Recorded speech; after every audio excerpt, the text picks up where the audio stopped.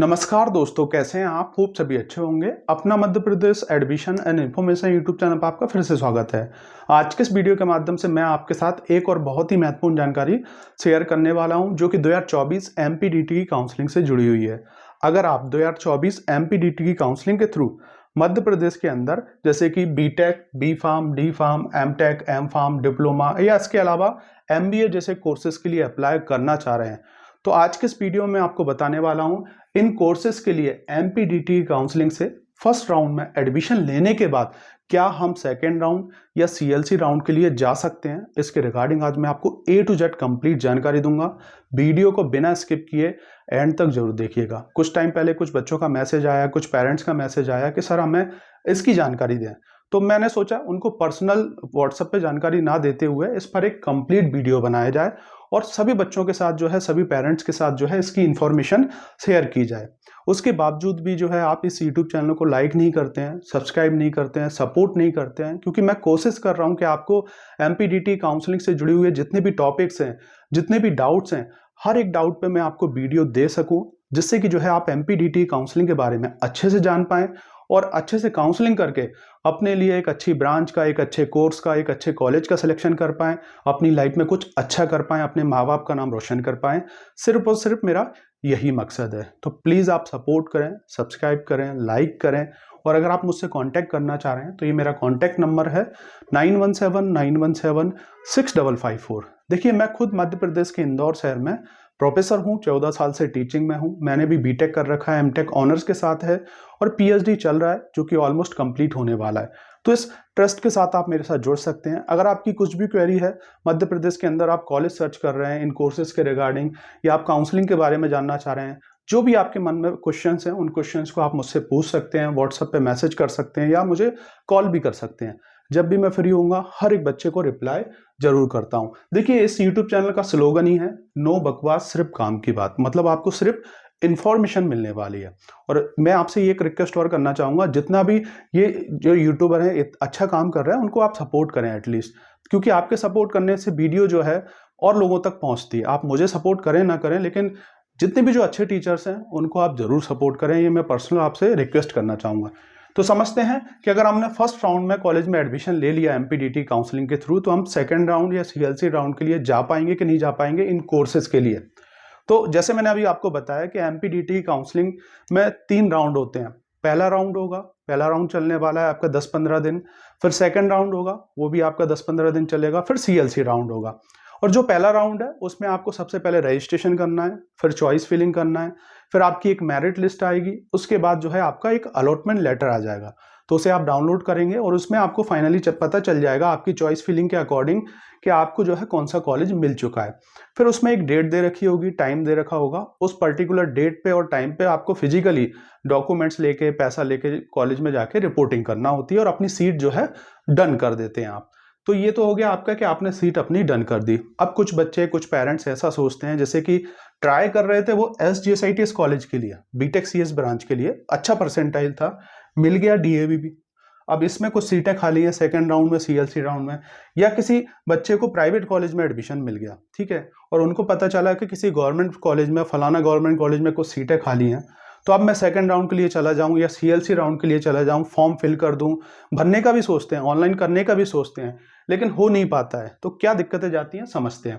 तो आपने जैसे कि अगर आपने इस फर्स्ट राउंड में पार्टिसिपेट किया, एमपीडीटी काउंसलिंग के फर्स्ट राउंड में आपने पार्टिसिपेट कर दिया, तो इसके बाद अगर आपने कॉलेज में रिपोर्टिंग कर दी, तो रिपोर्टिंग के बाद जो है आप सेकेंड राउंड और सीएलसी राउंड के लिए नहीं जा पाएंगे। इस चीज का आप ध्यान रखें, क्योंकि ये पूरा जो एमपीडीटी काउंसलिंग है इसमें इसके कुछ रूल्स रेगुलेशन है।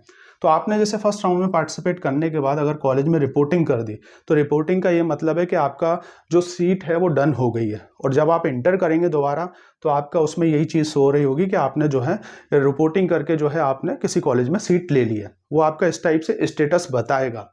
अब बीटेक के लिए देखिए जेईई मेंस के थ्रू एडमिशन मिलता है या 12th के परसेंटेज के थ्रू एडमिशन मिलता है।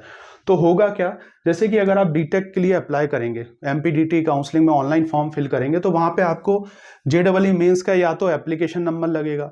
जिन बच्चों ने जेईई मेंस नहीं दे रखा है वो 12th के बेस पे अप्लाई करते हैं सेकेंड राउंड से, तो उसमें जो है 12th का रोल नंबर आपको लगने वाला है। तो हमारा जेईई जो मेंस है उसकी तो एप्लीकेशन नंबर तो एक ही होगा, और 12th का रोल नंबर भी हमारा एक ही होता है। Same to same B pharm के लिए भी 12th के बेस पे काउंसलिंग होती है, तो रोल नंबर तो एक ही होगा आपका। तो देखिए जैसे ही आप रोल नंबर इंटर करेंगे उसके अंदर और आप काउंसलिंग कर देंगे फर्स्ट राउंड की, तो उसके बाद जो है अगर आप दोबारा डालेंगे ना तो वो वही चीज करेगा, आपको बताएगा कि आप काउंसलिंग में पार्टिसिपेट कर चुके हो। ठीक है, अगर आप रिपोर्टिंग नहीं करेंगे, जैसे कि अगर आपको कॉलेज मिल गया, अलॉट हो गया, अब आपको लग रहा है कि ये सही ब्रांच नहीं मिली है या सही कॉलेज नहीं मिला है, तो आप कॉलेज में रिपोर्टिंग ना करें। ये आप खुद जब काउंसलिंग करेंगे उस केस की मैं बता रहा हूँ। अगर किसी प्राइवेट कॉलेज में आपने एडमिशन ले लिया तो रिपोर्टिंग वो लोग खुद ही कर देते हैं, क्योंकि उनके पास जो पासवर्ड है, जो आपका एप्लीकेशन नंबर है, वो उनके पास होता है, तो उसके थ्रू वो खुद ही जो है रिपोर्टिंग करके आपका एडमिशन डन कर देंगे।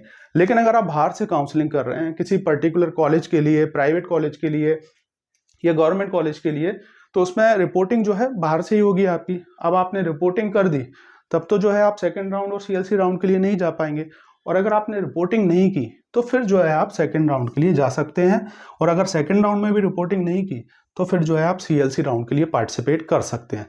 लेकिन फर्स्ट राउंड में अधिकतर सीटें भर जाती हैं, इस चीज़ का आप ध्यान रखें, क्योंकि 50-60% सीटें जो है फर्स्ट राउंड में चली जाती हैं, बची हुई सीटें सेकंड राउंड के लिए चली जाती हैं। फिर उसके बाद सीएलसी राउंड में बहुत कम सीटें होती हैं, और प्रायोरिटी देखिए वही होती है कि जिस बच्चे का अच्छा परसेंट, सीएलसी राउंड के अंदर भी जिस बच्चे का अच्छा परसेंटाइल होगा जेई में, उसके बेस में बीटेक में एडमिशन मिलेगा, और जिस बच्चे का 12th में अच्छा परसेंटेज होगा उसके बेस पे बी फार्म कोर्स में एडमिशन मिलेगा। तो सीएलसी राउंड में भी यही होता है, ये कॉलेज लेवल काउंसलिंग होती है। रजिस्ट्रेशन सब में करना होता है, आपको रजिस्ट्रेशन एक ही बार करना है, लेकिन जो चॉइस फिलिंग है, चॉइस फिलिंग आपको सेकेंड राउंड से, सीएलसी राउंड से फिर दोबारा चेंज करना होती है, अगर आप रिपोर्टिंग नहीं करते हैं तो। रिपोर्टिंग कर दिया उसके बाद तो ये सब स्टेप जो है आपके लिए खत्म हो जाएंगे, इसके नीचे आप जा ही नहीं पाओगे। तो अगर आप चाह रहे हैं कि आप सेकंड राउंड के लिए जाएं, सीएलसी राउंड के लिए जाएं, तो सबसे पहले आप सोच लें, समझ लें कि आपको रिपोर्टिंग करना चाहिए कि नहीं करना चाहिए। अगर आपको अपना मनपसंद कॉलेज मिल गया है, जिस भी कोर्स के लिए, बी फार्म, बीटेक, एमबीए, जिस भी कोर्स में आप लेना चाह रहे हैं एडमिशन, आपको अपना मनपसंद कॉलेज मिल गया तब तो अच्छी बात है। और दूसरा ये भी है कि अगर आपका जेईई मेंस में कम परसेंटाइल है, 12th में कम परसेंटेज है, तो ऐसा नहीं कि आपको गवर्नमेंट कॉलेज में एडमिशन मिल जाएगा या अच्छे टॉप के प्राइवेट कॉलेज में एडमिशन मिल जाएगा, क्योंकि वहाँ पे आप जाओगे ऐसे लाखों बच्चे आएंगे, मतलब बहुत सारे बच्चे आते हैं, हजारों में बच्चे आते हैं, और जिस बच्चे का 12th में अच्छा परसेंटेज होगा उसको बी फार्म में एडमिशन मिलेगा, और जिस बच्चे का जेईई में अच्छा स्कोर होगा उसको जो है बीटेक में एडमिशन मिलेगा, सीएलसी राउंड में भी और सेकंड राउंड में भी। तो होप आप इस वीडियो के माध्यम से समझ पाए होंगे कि फर्स्ट राउंड में अगर हमने एडमिशन ले लिया तो उसके बाद हम सेकेंड राउंड और सीएलसी राउंड में एडमिशन नहीं ले पाएंगे एमपीडीटी काउंसलिंग के थ्रू, क्योंकि काउंसलिंग तो सेम ही होने वाली है और उसी प्रोसेस के थ्रू जो है आपको अप्लाई करना है। हाँ, अगर आप रिपोर्टिंग नहीं करेंगे कॉलेज में तो फिर आप सेकेंड राउंड के लिए जा सकते हैं। तो thank you for watching this video. मिलते हैं नेक्स्ट वीडियो में कुछ और इन्फॉर्मेटिव वीडियो के साथ, जो कि होने वाला है आपके लिए हेल्पफुल। वीडियो अच्छा लगा हो तो वीडियो को लाइक और इस यूट्यूब चैनल को सब्सक्राइब करना ना भूलें। और अगर आपकी कुछ भी क्वेरी है तो आप मुझे व्हाट्सएप पे मैसेज कर सकते हैं या कॉल भी कर सकते हैं। Thank you for watching this video.